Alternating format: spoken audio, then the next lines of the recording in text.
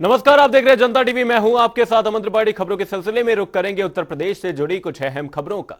देवरिया में बेहद सनसनीखेज वारदात हो गई है।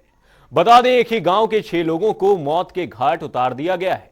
रुद्रपुर इलाके के फतेहपुर गांव में जमीन को लेकर 2 पक्षों में लंबे समय से विवाद चल रहा था। पुलिस को पहले से ही इस विवाद की जानकारी भी थी, लेकिन आज एक पक्ष ने पूर्व जिला पंचायत सदस्य प्रेम यादव की पीट कर हत्या कर दी। उसके बाद हिंसा का भयानक दौर चला। दूसरे पक्ष और पहले पक्ष के तमाम लोग आमने सामने आ गए। दूसरे पक्ष से सत्य प्रकाश दुबे नामक व्यक्ति की हत्या हो गई। उसके बाद 2 मासूम बच्चों, एक महिला और एक युवक को भी भीड़ ने मार डाला। कई घरों में आगजनी की भी खबर है। वहीं मुख्यमंत्री योगी आदित्यनाथ पूरे मामले की जानकारी ले रहे हैं। देखिए, वहाँ पे पुलिस के अधिकारी पहुंचे हैं और जो भी फर्दर डेवलपमेंट होगा आप सबको उससे अवगत कराया जाएगा। देखिए, समाजवादी पार्टी हर बात में राजनीति करना उसकी पुरानी आदत है। आज उत्तर प्रदेश की कानून व्यवस्था लॉ एंड ऑर्डर को हमने मजबूत करने का काम किया है। उत्तर प्रदेश के हमारे मुख्यमंत्री योगी आदित्यनाथ जी ने हमेशा सख्त और कड़ा रवैया लॉ एंड ऑर्डर के लिए अपनाया है और उत्तर प्रदेश के आम जन को भी आज भरोसा है कि उत्तर प्रदेश में आज योगी राज में एक सुरक्षित माहौल है। देखिए, सुबह लमसम 8 बजे के आसपास हम लोग को सूचना मिली कि देवरिया के रुद्रपुर तहसील के फतेहपुर गांव के एक लेहड़ा टोले में एक वारदात घटित हुई है, जिसमें बताया ये गया कि एक पक्ष के एक आदमी का तुरंत डेथ हुई थी और बाकी 6 लोग पुलिस को अनकॉन्शियस स्टेज में मिले थे। तो जिनको हम लोग ने देवरिया मेडिकल कॉलेज में रेफ़र किया, तो वहाँ डॉक्टर ने जब उनका एग्जामिनेशन किया तो उसमें शायद 5 लोगों की डेथ बताई जा रही है। और मैटर जो ये बताया जा रहा है शायद एक पुरानी रंजिश को लेके है। कोई एक पुराना ज़मीनी विवाद था जिसमें सत्यप्रकाश दुबे के भाई थे साधु दुबे। उन्होंने अपने हिस्से की पूरी ज़मीन जो है प्रेम यादव जी को बेची थी और प्रेम यादव जी उस ज़मीन पर काबिज थे, जिसका मैटर लमसम आज से 7-8 साल पहले सॉर्ट आउट हो चुका था। और चूँकि इसमें अटैक पर डेथ हुई है, बाद में एक रिटेलिएशन हुआ, उस रिटेलिएशन में बाकी घटना बताई जा रही है। अभी एग्जैक्ट कुछ भी कह पाना थोड़ा सा मुश्किल है। फतेहपुर का लेहड़ा टोला है, रुद्रपुर कोतवाली का गांव है। कुछ ज़मीन के विवाद थे और वो खेत देखने आए। प्रेम यादव पूर्व जिला पंचायत सदस्य थे, इस गांव के प्रधान भी थे। और दुबे जी के घर से थोड़ा बहुत विवाद था। दुबे जी के घर के लोगों ने अपने दरवाजे पे बुलाया और उसको चाय पीने के लिए कहा। उसी बीच एक लड़की ने उसके ऊपर हमला कर दिया, वो गिर गया। उसके बाद प्रतिक्रिया में बहुत बड़ी जघन्य अपराध हो गया। उस गांव के लोग जुटे तो इनके यहाँ 6 लोगों की हत्या कर दी। अब मैं इस घटना पे दुख व्यक्त करता हूं और साथ ही साथ ये चाहता हूं कि दोनों परिवारजनों को अब भी सद्बुद्धि आए, ताकि ये इलाका, मेरे इलाके में रुद्रपुर में कभी इतना बड़ा जघन्य अपराध नहीं हुआ था। इसी खबर पर हमारे संवाददाता तौकीर किदवई हमारे साथ जुड़े हुए हैं। तौकीर, आपसे जानना चाहूंगा, देवरिया की ये पूरी घटना क्या है, वहीं प्रशासन का इस घटना के बाद क्या कुछ रवैया देखने को मिला है? देखिए, ये पूरा मामला देवरिया के रुद्रपुर इलाके का है, जहां पर फतेहपुर गांव है। यहीं पर प्रेम यादव पूर्व जिला पंचायत अध्यक्ष वहां पर रहते थे और उनका एक जमीनी विवाद था सत्यप्रकाश दुबे के साथ। बताया ये भी जा रहा है कि ये काफ़ी लंबा पुराना मामला है और इसकी जानकारी पुलिस को भी थी। इसकी शिकायत काफ़ी समय पुलिस से की गई थी, लेकिन गंभीरता से नहीं लिया गया। एक मामला मैं आपको और बता दूं कि अभी कुछ दिन पहले ही मुख्यमंत्री योगी आदित्यनाथ ने वीडियो कॉन्फ्रेंसिंग के जरिए अपराध को लेकर एक मीटिंग की थी। इसमें सभी जो जिले के प्रभारी थे, चाहे वो एसपी हो, एसएसपी हो, कमिश्नर हो, और इसके अलावा सीओ और इंस्पेक्टर यानी कि थाना इंचार्ज तक के जो रैंक के अधिकारी थे, इनको भी उस वीडियो कॉन्फ्रेंसिंग से जोड़ा गया था।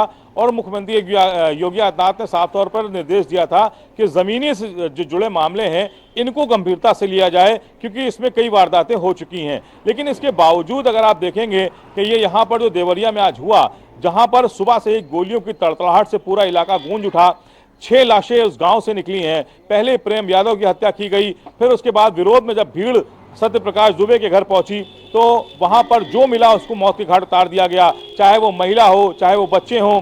5 लाशें सत्यप्रकाश दुबे के घर से निकली। यानी कि जघन्य अपराध की वजह जो है वो जमीनी विवाद है। इस मामले में जो देवरिया के लोग हैं उनका कहना है कि वहां पर जिला प्रशासन जमीनी मामलों में बहुत गंभीरता नहीं लेता। नेताओं के जो पक्ष है, चाहे वो सत्ता पक्ष हो चाहे विपक्ष के लोग हो, वो हावी रहते हैं जमीन के मामलों में। ऐसे मामलों में अगर अधिकारी सख्ती से काम लेते और पहले से अगर इस मामले की सुनवाई की जा रही होती तो शायद आज उस गांव में मातम और सन्नाटा ना पसरा होता। लेकिन देवरिया की घटना ने अपराध पर फिर से सवालिया निशान खड़े कर दिए हैं कि आखिर इतनी बड़ी घटनाएं क्यों हो रही हैं। जमीनी विवाद को लेकर भी अगर अधिकारी गंभीर नहीं है तो जाहिर तौर पर इस तरह के मामले कई और जिलों में भी देखने को मिल सकते हैं, क्योंकि इस तरह के मामले जब हम लोग अधिकारियों के पास जाते हैं तो न जाने फरियादियों की कितनी भीड़ नजर आती है जो जमीन से जुड़े मामले लेकर अधिकारियों के पास चक्कर काटते नजर आते हैं। और यही मामला जब बड़ा हो जाता है तो देवरिया कांड का रूप ले लेता है। फिलहाल अधिकारी मौके पर हैं। बताया यह भी जा रहा है कि आईजी और एडीजी लेवल के अधिकारियों को भी मौके पर भेजा गया है ताकि तनाव पे वहां पर कंट्रोल किया जा सके और वहां की जो स्थिति है उसको नियंत्रण में रखा जा सके। बताया यह भी जा रहा है कि इस पूरे मामले में पुलिस ने अभी तक 2 लोगों को हिरासत में लिया है जिनसे पूछताछ चल रही है। घटना को क्यों अंजाम दिया गया, कैसे अंजाम दिया गया, इसके पीछे भी वजहें तलाशी जा रही हैं कि आखिर वो कौन से लोग थे जिन्होंने इस पूरे मामले को तूल पकड़ाया है। प्रेम यादव की हत्या के बाद भीड़ जो उग्र हुई उसकी भी जानकारी लोकल पुलिस को थी और उसके बावजूद वहां पर सही समय पर एक्शन नहीं लिया गया और उग्र भीड़ ने 5 हत्याकांड को अंजाम दिया। तो फिलहाल पूरे इस मामले को लेकर देवरिया से लेकर लखनऊ तक की राजनीति गर्म है। यहाँ वह जो मुख्यालय है इस पर भी सघन चर्चा हो रही है। इसके अलावा जो विपक्षी पार्टियां हैं उन्होंने भी सवाल खड़े किए हैं कि आखिर इस तरह के अपराध को लेकर जो डंका बजाती है उत्तर प्रदेश सरकार, उसके अधिकारी ऐसे मामलों को गंभीरता से क्यों नहीं लेते जहां पर इतने बड़े कांड हो जाते हैं। देवरिया जमीनी विवाद को लेकर दहल गया है। बहुत बहुत धन्यवाद तौकीर किदवई तमाम जानकारी के लिए। रुख करेंगे अगली खबर का। सीएम योगी आदित्यनाथ गोरखपुर दौरे पर हैं। बता दें मुख्यमंत्री ने आज जनता दरबार लगाया जहां उन्होंने एक एक कर सभी फरियादियों की फरियाद सुनी। साथ ही मौके पर मौजूद अधिकारियों को समस्याओं के त्वरित निस्तारण के निर्देश भी दिए।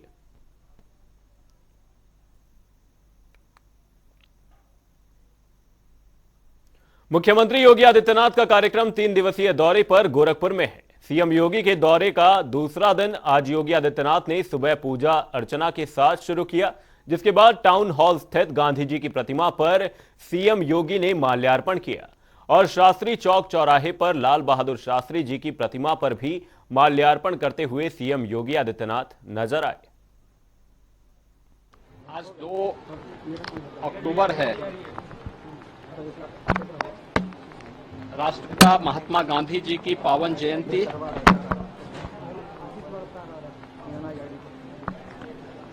पूरा देश की आजादी के महानायक राष्ट्रपिता महात्मा गांधी की 154वीं पावन जयंती पर पूज्य बापू को नमन कर रहा है।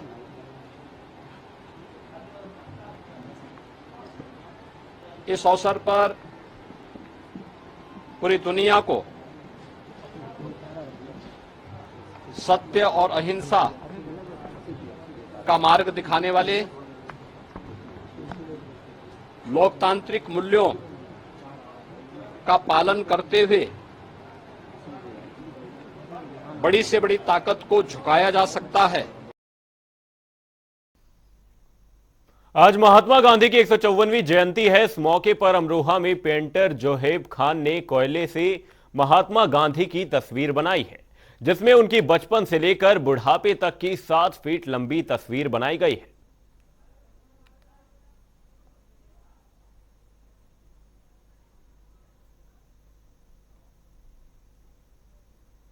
उप मुख्यमंत्री ब्रजेश पाठक ने गांधी प्रतिमा पर माल्यार्पण किया। साथ ही बता दें गांधी आश्रम में उन्होंने चरखा चलाया और वस्त्र खरीदे। इस दौरान उप मुख्यमंत्री ने कहा कि बापू के दिखाए मार्ग का दुनिया अनुसरण कर रही है।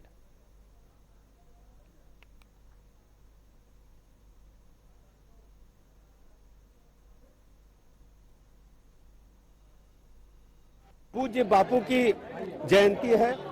हम पूरे प्रदेश वासियों की तरफ से श्रद्धेय बापू को श्रद्धा सुमन अर्पित करते हैं, श्रद्धांजलि अर्पित करते हैं। पूज्य महात्मा गांधी जी ने जो अलग स्वच्छता की, सत्य और अहिंसा की इस देश के अंदर जगाने का काम किया था, उसको आदरणीय प्रधानमंत्री नरेंद्र मोदी जी ने और आगे बढ़ाने का काम किया है। हम सब लोगों ने जिस ढंग से कल 1 अक्टूबर से ही स्वच्छता मिशन को प्रारंभ किया है, ये बापू की सोच को और मजबूती देने वाला कार्य था। मैं ऐसे अवसर पर पूरे प्रदेशवासियों की तरफ से श्रद्धेय बापू को पुनः श्रद्धांजलि अर्पित करता हूं और प्रदेशवासियों से अपील करता हूं कि सत्य अहिंसा के रास्ते पर चलकर, स्वच्छता के रास्ते पर चलकर हम प्रदेश को और बेहतर बनाने के लिए आज ही संकल्प लें। आज राष्ट्रपिता महात्मा गांधी की 154वीं जयंती मनाई जा रही है। रामपुर में भी बापू की जयंती को धूमधाम से मनाया गया, जिसमें बीजेपी सांसद और बीजेपी विधायक समेत प्रशासनिक अधिकारी भी मौजूद रहे। महात्मा गांधी की समाधि पर राष्ट्रगान करने के बाद ध्वजारोहण भी किया गया। महात्मा गांधी की समाधि पर पुष्पमाला अर्पित कर श्रद्धांजलि दी गई। इस अवसर पर विधायक स्वच्छता आकाश सक्सेना ने लोगों को स्वच्छता का संदेश दिया और स्टार चौराहे पर वृक्षारोपण करते हुए नजर आए। उन्होंने कहा कि रामपुर में अब नया परिवर्तन दिखाई देने लगा है और देश के नक्शे पर भी रामपुर दिखाई देने लगेगा। ये आज महात्मा गांधी जी के 2 अक्टूबर के कार्यक्रम के उपलक्ष्य में सबसे पहले तो हम रामपुर के सभी जो वासी वो बहुत सौभाग्यशाली हैं कि यहाँ राष्ट्रपिता महात्मा गांधी जी की अस्थियां जो दिल्ली राजघाट के बाद वो रामपुर में है, और दूसरा रामपुर ही वो जगह है जहाँ राष्ट्रपिता महात्मा गांधी जी रामपुर भी आए थे। गांधी टोपी का भी जो शुरुआत हुई थी वो भी रामपुर की ही देन थी, और इसके अलावा बहुत सारी चीज़ें ऐसी हैं जो रामपुर में इस पुराने इतिहास से जुड़ी हुई हैं। हम सभी बहुत सौभाग्यशाली हैं और इसी कड़ी में आज जो ये कार्यक्रम रखा गया है वृक्षारोपण का, यहाँ के जितने जो इंडस्ट्रिस्ट हैं उनकी तरफ से, और मुझे पूरा विश्वास है कि जिस तरीके से यहाँ के जनता का आशीर्वाद हमेशा साथ रहा है।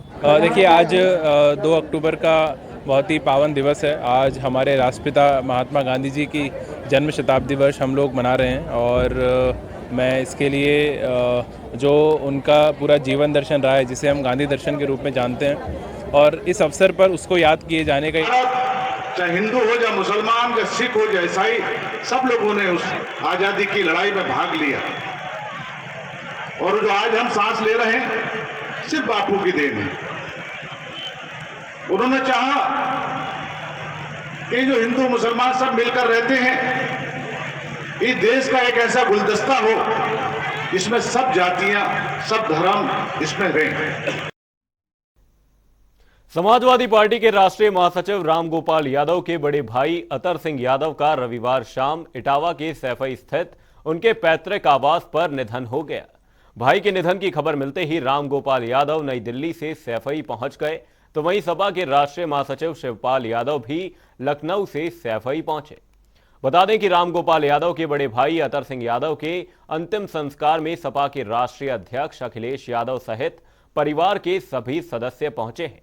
उनके आवास पर प्रोफेसर रामगोपाल यादव, शिवपाल सिंह यादव सहित परिवार के सभी सदस्य मौजूद रहे।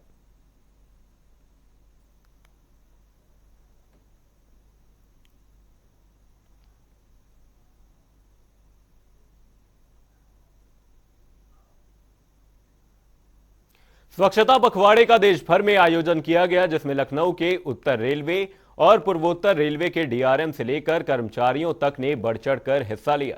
लखनऊ मंडल के स्टेशनों पर भी सफाई को लेकर लगातार मेहनत की गई। पूर्व डिप्टी सीएम और राज्यसभा सदस्य प्रोफेसर दिनेश शर्मा ने डीआरएम आदित्य कुमार के साथ सफाई अभियान की अगुवाई की।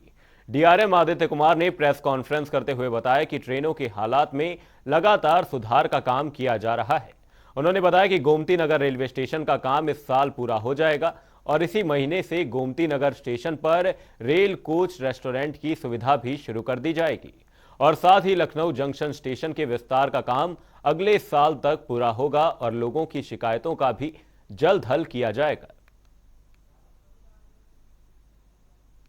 करना इस पूरे पखवाड़े का मेन काम था कि सफाई तो हो ही, सफाई तो सारे वर्ष भर चलती रहती है, पर लोग जागरूक रहें, इससे लोगों की को भी अपनी जिम्मेदारी का एहसास हो कि सफाई जो है वो दोनों, जो रेल उपभोग करता है उनकी भी जिम्मेदारी है और रेलवे की तो है ही। तो ये पूरा जागरूक अभियान जो था, जागरूकता अभियान, ये पूरे पखवाड़े में रेल का कोई ऐसा कार्य क्षेत्र नहीं था जिसको कि ये जिसमें ये नहीं हुआ, चाहे वो रेलवे स्टेशन हो, रेलवे कॉलोनी हो, रेलवे के दफ्तर हो, कोचिंग डिपो हो, लोको शेड हो, ट्रेन हो, पटरियां हो, पैंट्री कार हो, रेलवे के केटरिंग स्टॉल हो, तो हर एक जगह ये अभियान पूरे 2 हफ्ते तक चला। उत्तर प्रदेश में पहली ऐसी जेल बनकर तैयार होगी जिसे ओपन जेल नाम दिया गया है। ब्रिटिश काल में बने 155 साल पुरानी केंद्रीय कारागार के लगभग 35 एकड़ क्षेत्रफल में ओपन जेल बनाने का खाका लगभग तैयार हो गया है, जिसमें कृषि, फार्म और तालाब क्षेत्र के अलावा सुधार गृह के भवन को भी शामिल किए जाने की योजना है। जेल के बनने के बाद क्षमता से अधिक कैदी को एक साथ रखा जा सकेगा, जिससे स्थिति में सुधार होगा और जेल प्रशासन पर अधिक भार भी कम होगा। कैदियों को साल में 2 बार 15-15 दिन की छुट्टी पर घर जाने की छूट भी दी जाएगी।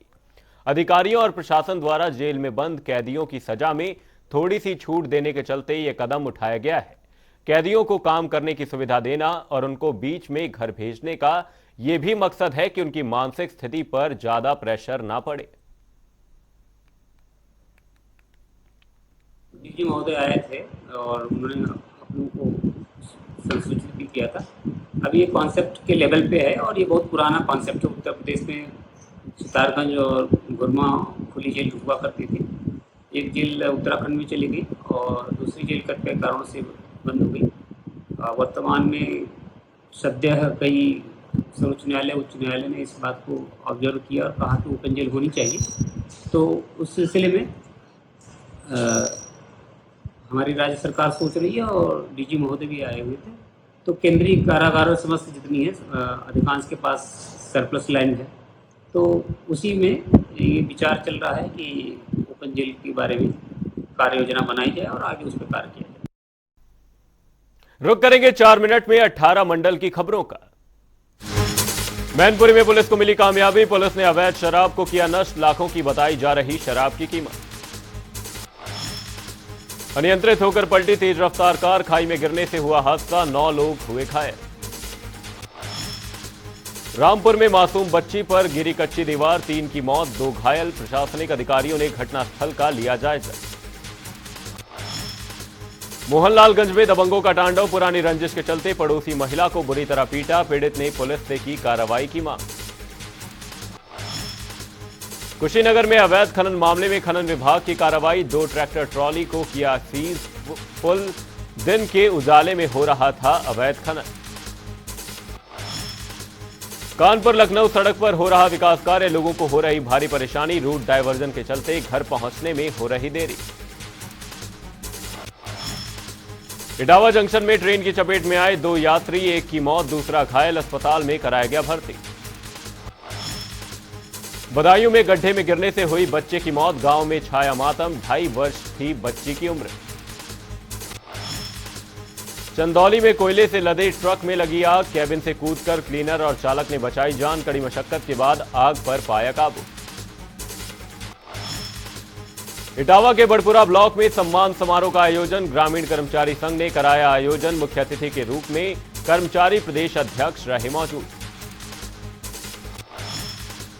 बहराइच में घाघरा नदी में डूबकर 2 बालकों की मौत, नदी के तट पर खेलते समय पैर फिसलने से हुआ हादसा, गांव में पसरा मातम। लखीमपुर खीरी में अस्पताल की लापरवाही, इलाज के दौरान जच्चा बच्चा की मौत। परिजन ने डॉक्टर के खिलाफ प्रदर्शन कर कार्रवाई की मांग। ललितपुर में पत्थर से बनी झोपड़ी गिरने से महिला की दबकर मौत, घर में खाना बनाते समय हुआ हादसा, परिवार में मचा कोहराम। हमीरपुर में पुरानी रंजिश के चलते युवक पर हुआ कुल्हाड़ी से हमला, हादसे में युवक की मौत, आरोपी मौके से हुआ फरार। प्रयागराज में संदिग्ध अवस्था में मंदिर के पुजारी की मौत, हाथ पैर बांधकर परिसर में ही मिला शव, मामले की जांच में जुटी पुलिस। मुरादाबाद में युवक की रेस्टोरेंट स्टाफ के साथ हुई जमकर मारपीट, मामूली विवाद पर हुआ हंगामा, पूरी घटना सीसीटीवी में हुई कैद। रायबरेली में भट्टे में चौकीदार की चाकू से गोदकर हुई हत्या, ईंट भट्टे का काम करता था शख्स, फॉरेंसिक टीम मौके पर पहुंचकर कर रही जांच पड़ताल। झांसी के बेला गांव में तालाब में नहाने गए युवक की डूबने से हुई मौत। आनंद फानन में ग्रामीणों ने बचाने का किया प्रयास, पुलिस ने शव को लिया कब्जे में। सहारनपुर में महात्मा गांधी और लाल बहादुर शास्त्री जयंती के अवसर पर पुलिस लाइन में आयोजित हुआ समारोह। पुलिसकर्मियों को संविधान के अनुसार कार्य करने की शपथ दिलाई गई। फिलहाल के लिए इस बुलेटिन में सिर्फ इतना ही। कहीं जाइएगा नहीं, जनता टीवी पर खबरों का सिलसिला रहेगा जारी। तब तक के लिए नमस्कार।